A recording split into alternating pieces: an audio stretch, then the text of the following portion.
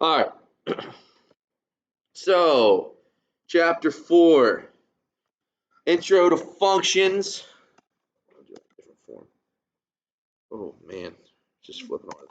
So, intro to functions. This is where we started at. This feels like it's been forever since we did some of this stuff.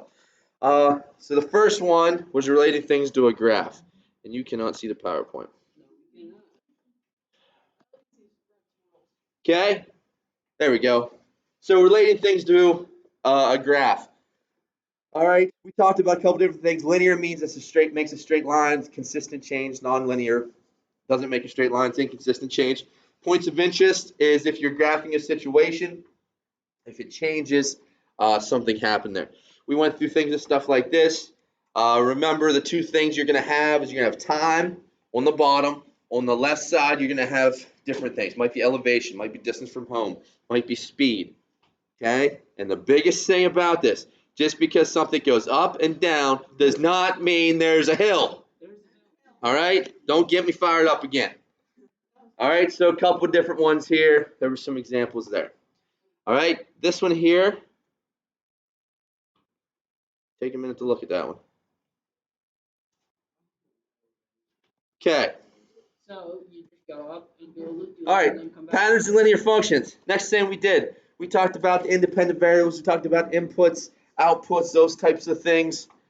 Okay. A function is a relationship with exactly one input for each output. We just talked about that again in our last lesson when we did the mapping diagram test and the vertical line test. Okay. This was this thing here. It was something consistent. A function is just a consistent change in something that's going on. In this case, we had this guy was walking 3 meters every second, and then he had an additional 50s where he started at. All right, we wrote those ourselves later on. All right, we had input-output tables. Input-output tables, all you do is take this function here, you plug in a -2, you plug in a -1, you plug in a 0, plug in a 1, plug in a 2, and put those answers over here. All you got to do for an input-output chart. All right, we did quite a few of those. You will have some of those on your test. Probably about 2 of them, I think. All right, when we're graphing linear equations. So we graphed using points. We just reviewed where the points go. So when we graph a linear equation, we got to have 3 points. Positive, a negative, and 0. Every time. Positive, negative, 0.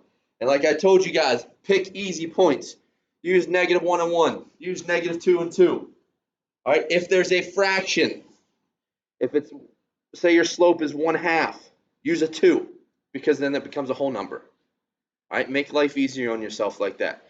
Then you graph the 3 points, connect the dots. If they do not make a straight line, go back and check it out again because you probably did something wrong. So for instance here, if I put in a -1, let's just do this one. It's been a while. If I put in a -1, a 0, and a 1, okay, I'm going to have 2 times -1 minus 3. 2 times -1 is -2. Minus 3 is -5. Put in a 0. 2 times 0 is 0. Minus 3 is -3. Put in a 1. 2 times 1 is 2. Minus 3 is -1. So I'm going to have the point. -1, -5, which is right there. I'm going to have 0, -3.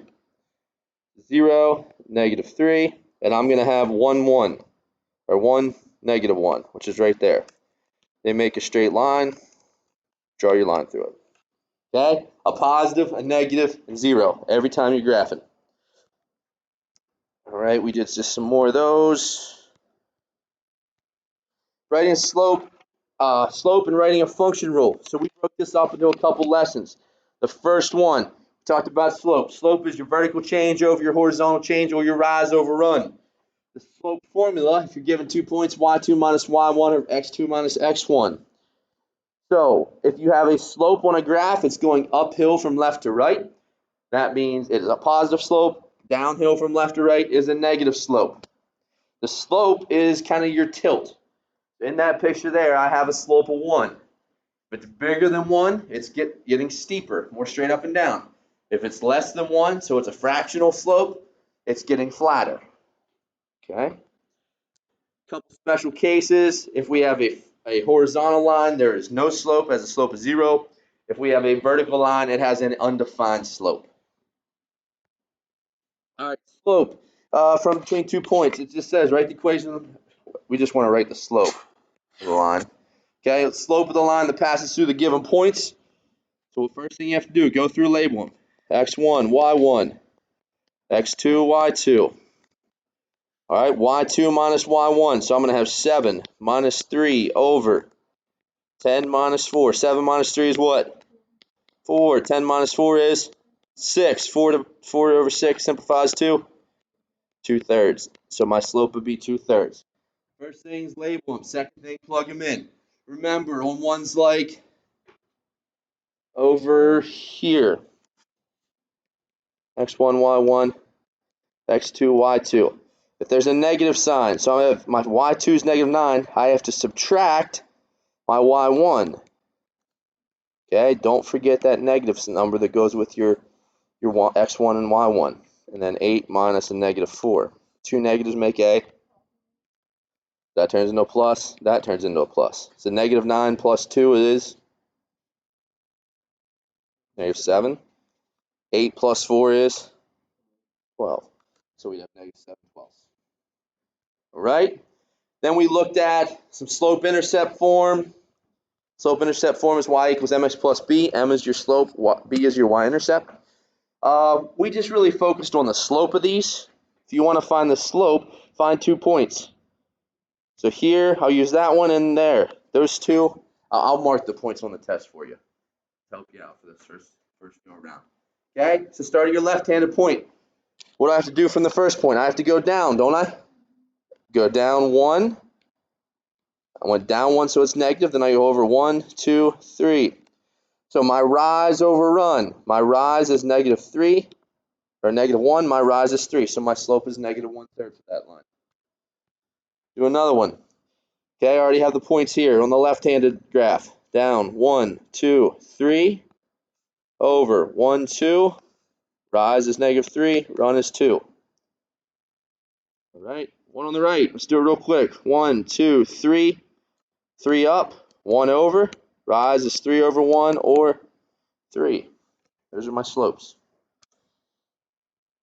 Okay, then we were making equations from situations. When you were looking at it, you had to find the rate first. The rate first is going to be the one to say something each month or each year, miles per hour. Remember the key word, a per, right? We had a big thing on that one day, and half you guys were jumping when I yelled per the first time. The Armin lost his shoes. All right. So, for instance, in this one here, each month I see the word each. My slope's going to be the 420. Down here, the next one. This one here, per day. 15 is going to be my slope. Okay, write an equation. Y equals 15x plus 12. And then you can use it. You just have to plug in the number.